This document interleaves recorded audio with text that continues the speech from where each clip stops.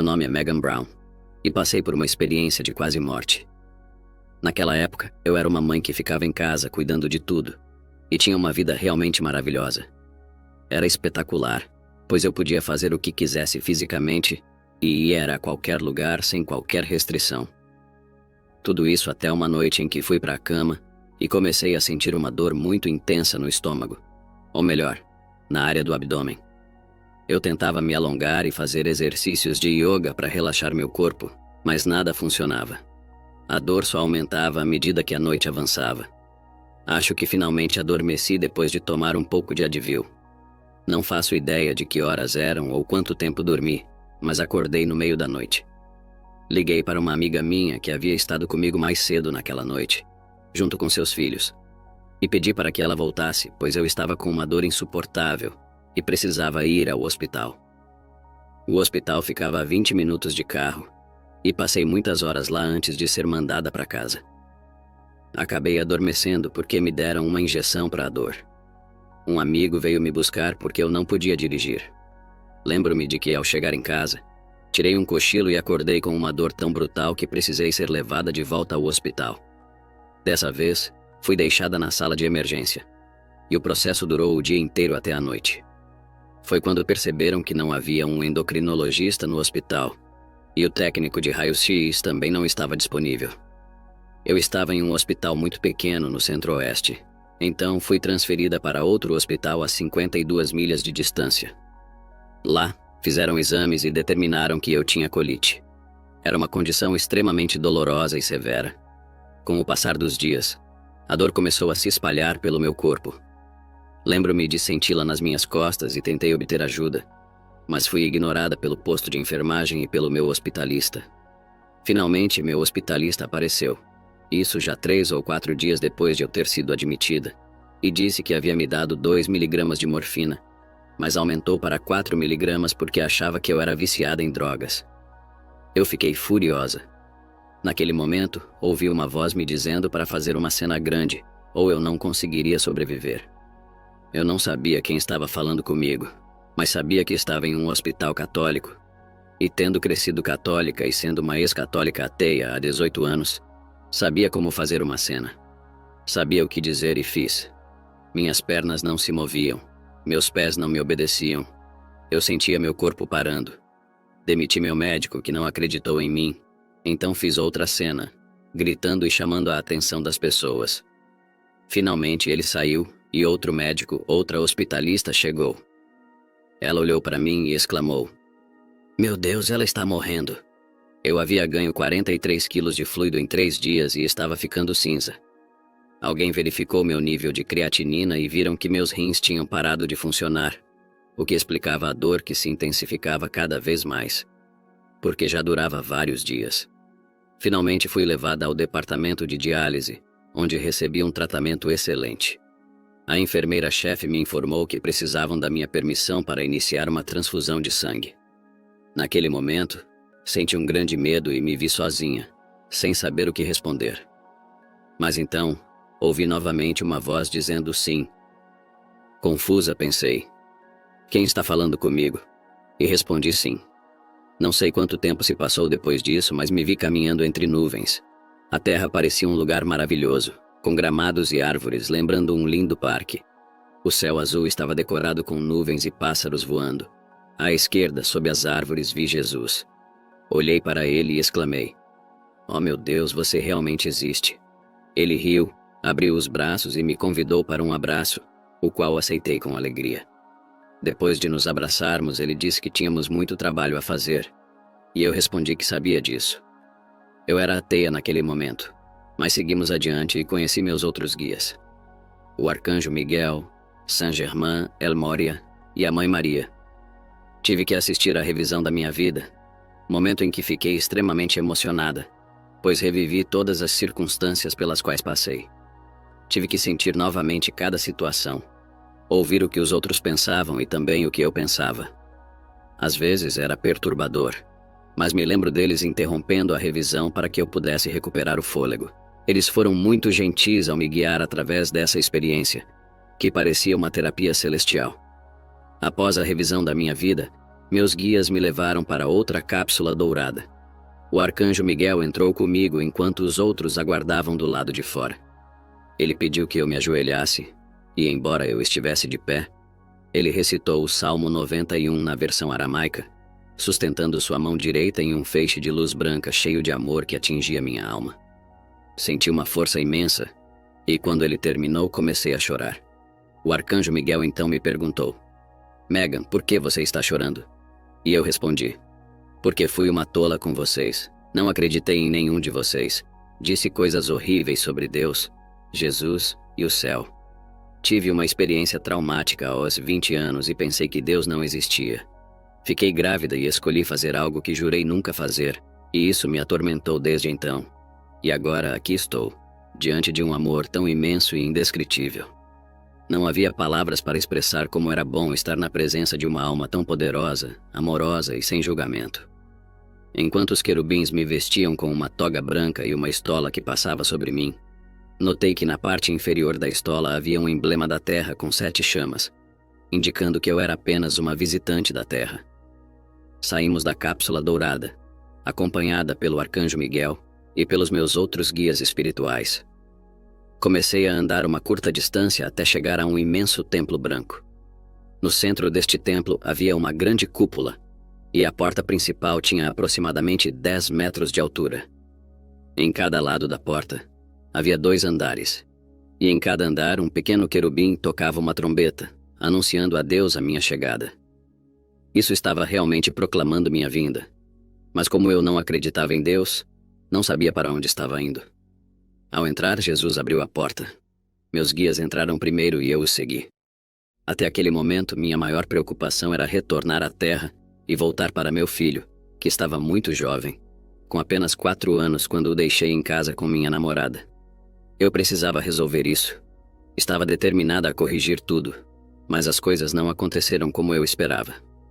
Assim que atravessei a porta e pisei dentro do templo, senti a onda mais incrível de amor que jamais experimentei. Nunca senti um amor tão poderoso, majestoso e incrivelmente calmante. Naquele momento, devido à minha infância difícil e conturbada, eu senti que não merecia aquele amor. Lembro-me de sentir tudo de uma vez, me perguntando onde eu estava. Parecia que eu estava flutuando em direção a uma mesa. Todos os meus guias, exceto Jesus, se sentaram. Jesus puxou uma cadeira para mim, e eu me sentei.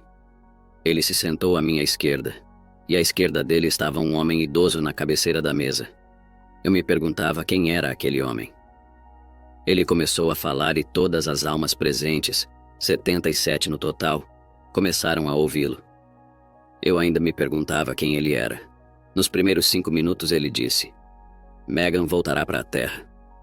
Na minha cabeça eu pensei, ele disse Megan. Ele parou de falar com a congregação, olhou diretamente para mim e disse isso novamente. Foi então que percebi: nossa, você é Deus. Lembrei-me das aulas de catecismo da minha infância, onde me ensinaram que Deus pode ouvir seus pensamentos. Eu nunca acreditei nisso, mas ali estava ele, ouvindo meus pensamentos, que eu nunca disse em voz alta. Senti-me estranha e quis pedir desculpas de qualquer maneira possível. Eu disse: oh, me perdoe, Deus, sua santidade. Ele viu que eu estava lutando com minhas palavras. Todos na mesa olhavam para mim, e finalmente ele me disse que não estava chateado com essa palavra, explicando que era uma palavra feita pelo homem. Ele disse: você está perdoada, mas cuidado com o que pensa, porque eu também ouço esses pensamentos. Cuidado com o que deseja, porque também ouço esses desejos. Fiquei impressionada. Logo depois ele falou algo que me fez pensar que eu iria para o inferno, pois não acreditava no céu. No entanto, comecei a me sentir confortável e pensei: tudo bem, agora é a hora em que a outra parte ruim acontece. Mas ele disse que me perdoava, que eu havia pedido perdão muitas vezes. Ele afirmou que eu não matei nenhuma alma, explicando que tudo o que fiz foi enviá-la de volta ao céu. E agora ela estava esperando por mim na terra. E eu pensei: uau, isso mudou minha alma na forma como eu senti. Carreguei culpa por 18 anos, e isso é realmente muito difícil. É algo complicado de lidar, uma decisão que traz vergonha, especialmente depois de ouvir tantas coisas diferentes de várias igrejas. Fui criada na igreja católica, então isso pesava ainda mais. Mas depois que passei por essa experiência, Deus me disse que queria que eu me sentisse confortável. Ele queria que eu estivesse tranquila e relaxada, mas eu não sabia exatamente o que isso significava, porque nunca me sentia à vontade na presença de tantas almas. Durante toda a minha vida, por várias razões, eu tinha muitas inseguranças. Sentia que não era valorizada ou que não tinha importância. E agora Deus estava me dizendo para me sentir confortável e apaixonada. E eu não sabia como fazer isso. Finalmente lembro-me de pensar: bem, se Ele realmente quer que eu me sinta confortável, vou tentar. Então coloquei meu braço sobre a cadeira dourada e disse a mim mesma que seria eu mesma. Todos na mesa começaram a rir, e isso foi tão bom.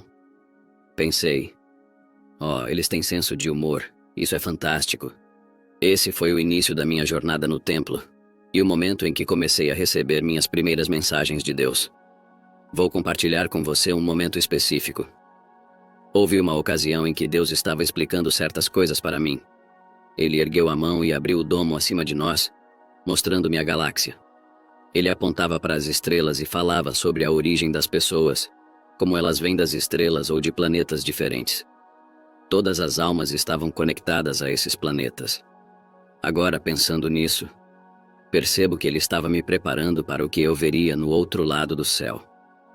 Eu ouvi atentamente, e então me foi dito para levantar e começar a andar ao redor da mesa.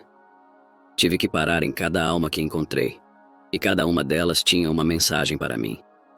A primeira alma destinada a mim era o arcanjo Miguel. Havia, ao todo, 26 arcanjos à sua direita. Então houve um momento de misericórdia, e ele se sentou à esquerda da deusa. Eu me recordo vividamente de estar ao lado da deusa, que me olhou com um sorriso gentil e encantador. Nunca em minha vida havia visto uma mulher tão deslumbrante. Pensei: uau! Ela sorriu de maneira tão bondosa e serena e me disse: Megan, está tudo bem ser você mesma. Seja você mesma. Olhei para ela e respondi: obrigada.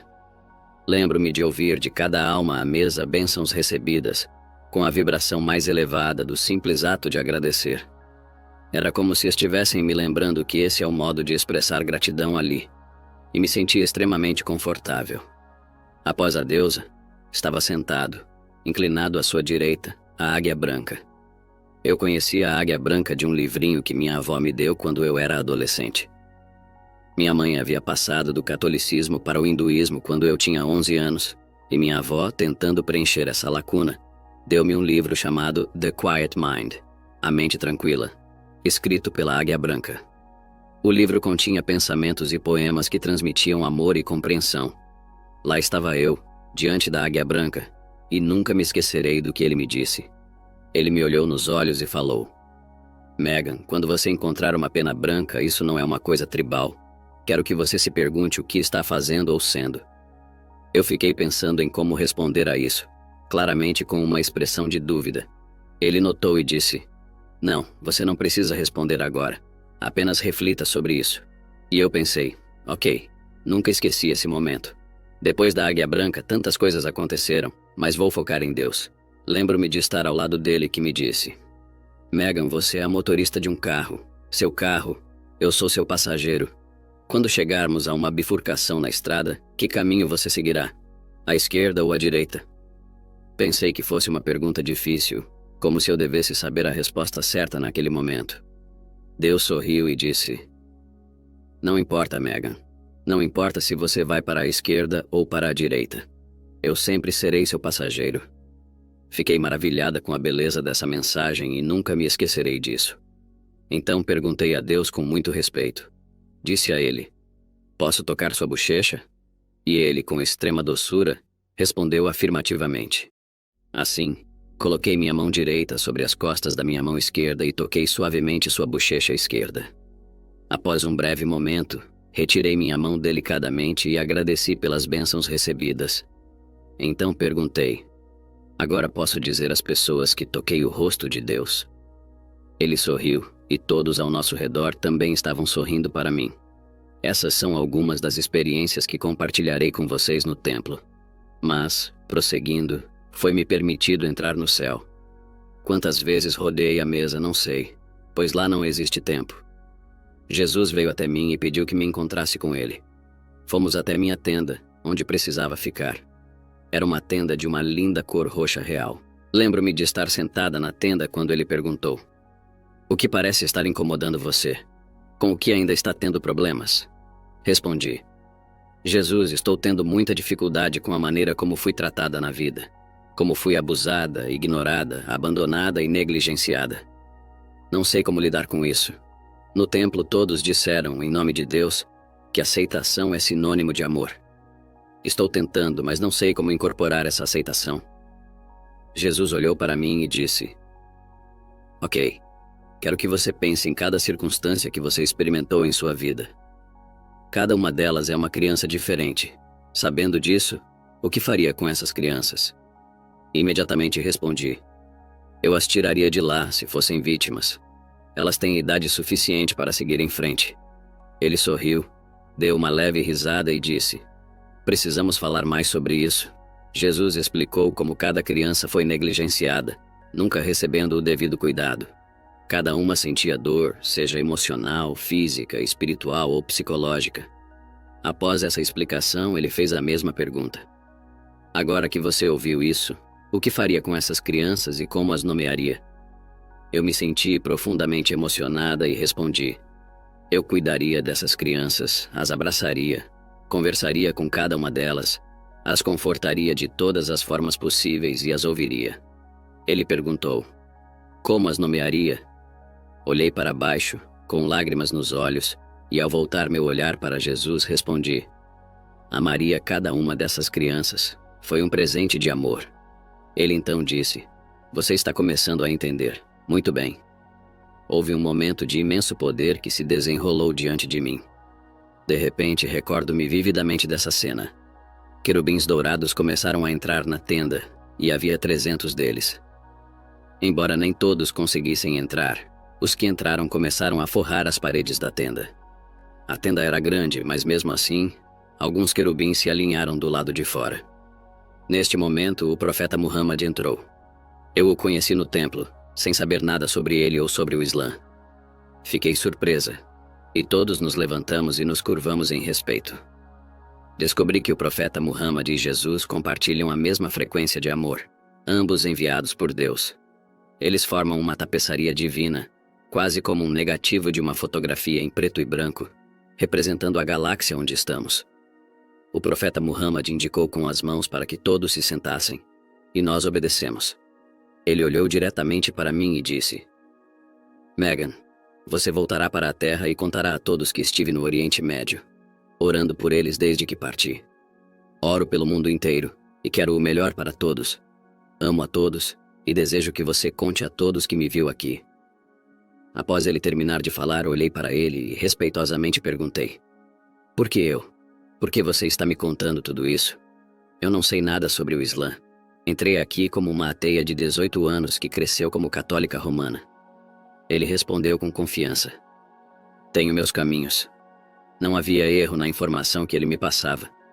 Ele então me disse que seu tempo comigo havia terminado e precisava partir. Quando ele saiu, todos os querubins o seguiram. Voltei para a Terra sem saber como compartilhar tudo isso.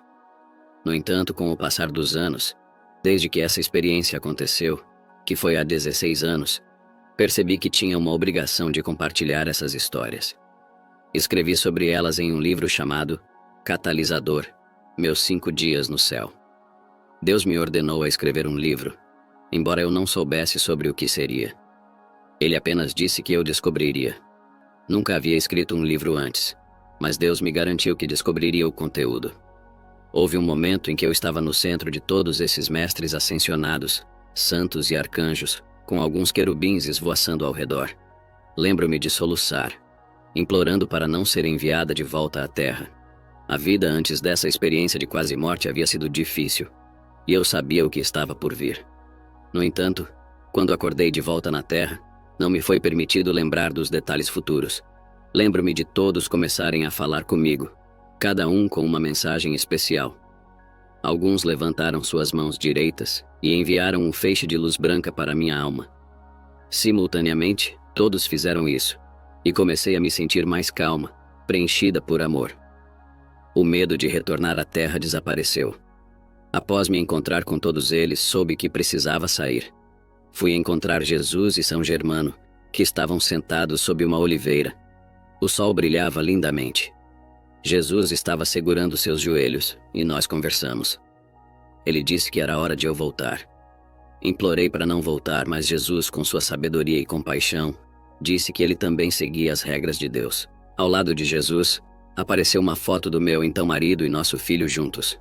Ambos telepaticamente disseram: "Não vá, precisamos de você." No momento em que os ouvi, soube que precisava voltar para meu filho. Olhei para Jesus e disse: "Tenho que voltar." Ele respondeu que era hora de ir, e eu concordei, sabendo que minha missão ainda não havia terminado. Comecei a caminhar por essa estrada, que era como um caminho de terra, e estava absolutamente deslumbrante. Eu precisava ir até uma cabana, e ao chegar lá tirei minha toga ou manto, ou algo parecido, e o deixei lá. Coloquei-o dentro de uma cesta de vime, e então comecei a voltar em direção às nuvens, onde precisava retornar ao meu quarto de hospital. Enquanto caminhava, lembrei-me de ver querubins à minha frente. E lá estava o profeta Muhammad novamente. Ele estava andando por um campo de grama alta com flores e outras plantas, saindo das árvores. Não sei se era uma floresta ou algo assim, mas ele apareceu e me encontrou. Caminhei nessa direção e ele veio ao meu encontro no centro. Olhei para ele e pensei: "Uau, eu não quero ir embora." Ele respondeu gentilmente e com doçura: "Megan, você precisa voltar. Mas eu nunca vou deixar o seu lado. Minha mão estará sempre em suas costas, sempre estarei lá para você." Aceitei suas palavras com respeito e disse: "Olha, eu não sei nada sobre sua religião, mas posso te dar um abraço?" Ele respondeu que sim, e eu me lembro de ficar na ponta dos pés, colocando meus braços ao redor de seu pescoço.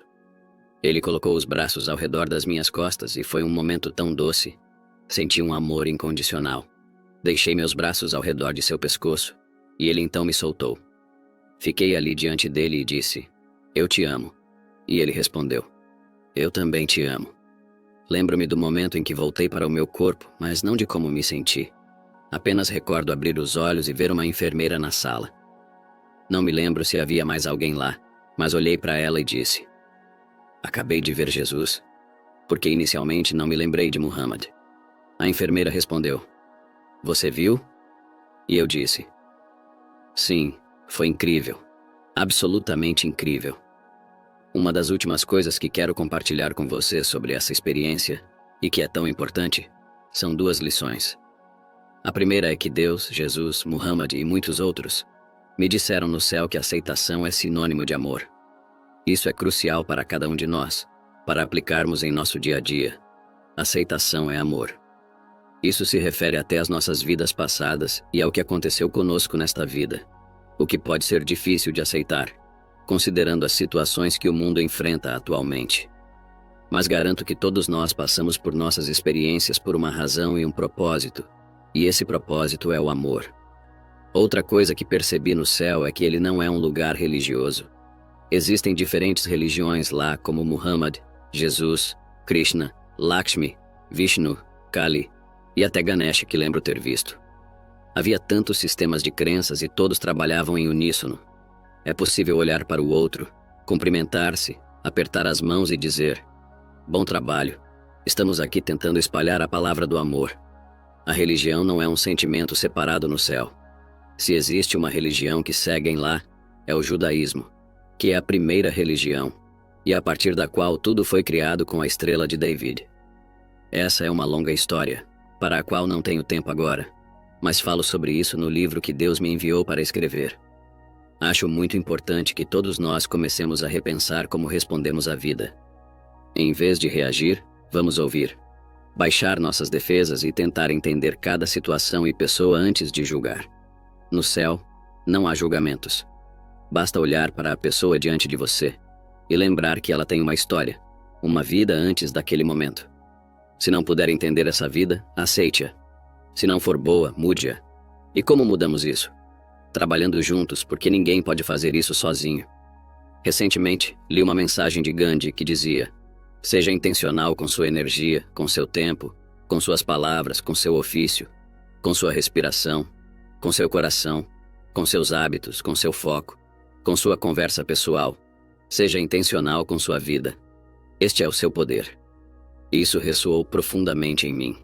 E como conheci Gandhi no céu, pensei: por que não compartilhar suas palavras? Vamos destacar a história daqueles que tentaram criar paz e amor para todos. É isso que tenho para compartilhar agora sobre essa experiência de quase morte. Foi um prazer contar isso para você, e agradeço.